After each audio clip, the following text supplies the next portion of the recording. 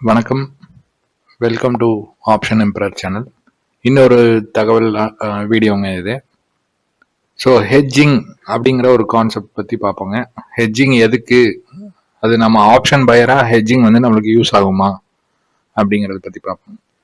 So நம்ம வந்து நிறைய நாள் என்ன ப்ராப்ளம் இருக்கும்னா, மார்க்கெட் டைரக்ஷன் வந்து நம்ம கரெக்டாக ஐடென்டிஃபை பண்ணாமல் தான் லாஸ் ஆகிட்டு இருக்குங்க. ஸோ இந்த ஹெட்ஜிங் அப்படிங்கிறது பார்த்தீங்கன்னா, அந்த லாஸ் அவாய்ட் பண்ணுறது இல்ல மினிமலான லாஸ் கொண்டு வரதுக்கு தான் இந்த ஹெட்ஜிங்கிற ஆப்ஷன்ஸுங்க. ஸோ ஹெட்ஜிங் அப்படின்னா என்ன அப்படிங்கறது பார்ப்போங்க. ஸோ நான் நிஃப்டியோட ஆப்ஷன் செயினை ஓப்பன் பண்ணி வச்சிருக்கேங்க. ஸோ ஆப்ஷன் செயின்ல பாத்தீங்கன்னா உங்களுக்கு கால் சைட்ல மார்க்கெட் போகும், மார்க்கெட் மேலே போகும் அப்படிங்கிற மாதிரி உங்க மைண்ட்ல இருக்குன்னு வைங்களேன். ஆனா கால் வாங்கினா சப்போஸ் மார்க்கெட் கீழே போனா உங்களுக்கு லாஸ் வரும் அப்படிங்கிற மாதிரி இருக்கும்போது நீங்க என்ன பண்ணலாம்னா ஹெட்ஜிங்கிற ஆப்ஷனை யூஸ் பண்ணலாம்.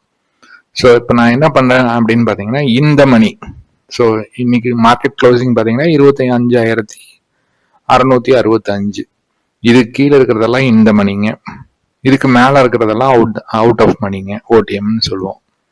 ஸோ இந்த மணி கால் ஆப்ஷன் ஃபார் எக்ஸாம்பிள் பாத்தீங்கன்னா 25,500 அப்படிங்கிற கால் ஆப்ஷனை வந்து நான் பேஸ்கெட்ல ஆட் பண்றேங்க.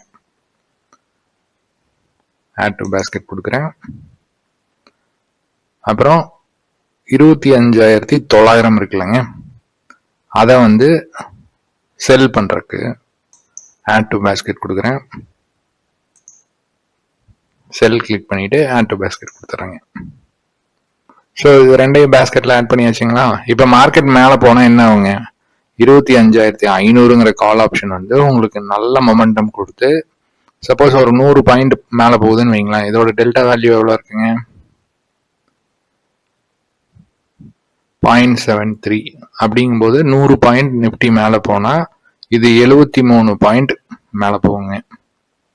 சரிங்களா, உங்களுக்கு கணக்கு காமிக்கிறேங்க.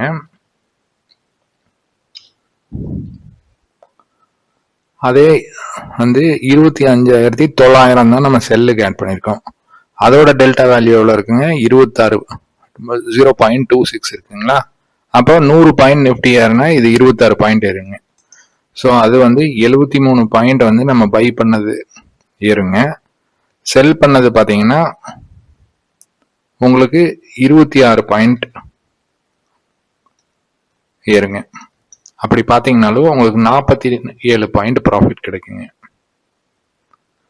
சப்போஸ் மார்க்கெட் கீழே போகுது அப்படிங்கும்போது என்ன ஆகும் அப்படின்னு பார்த்தீங்கன்னா, உங்களுக்கு 25,500 கால் ஆப்ஷன் பிரீமியம் வந்து கம்மியாயிட்டு இருக்கும்.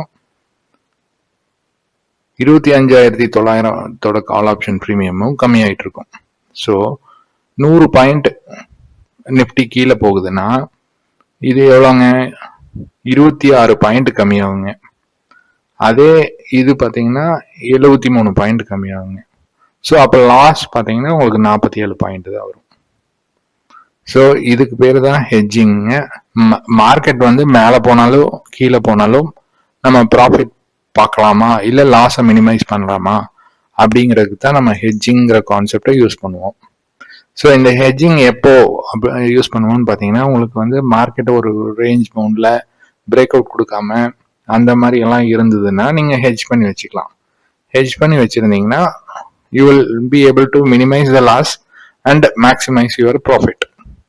ஸோ இப்போ நம்ம பேஸ்கெட் ஆட் பண்ணி வச்சிருந்தோம் இல்லைங்க, இப்போ செல் பண்ணும்போது நிறைய காசு ஆகுமா அப்படின்னு கேட்டிங்கன்னா ஆகும். ஆனால் ஹெட்ஜ் பண்ணி வச்சிருந்தீங்கன்னா கம்மியாக தான் ஆகும்.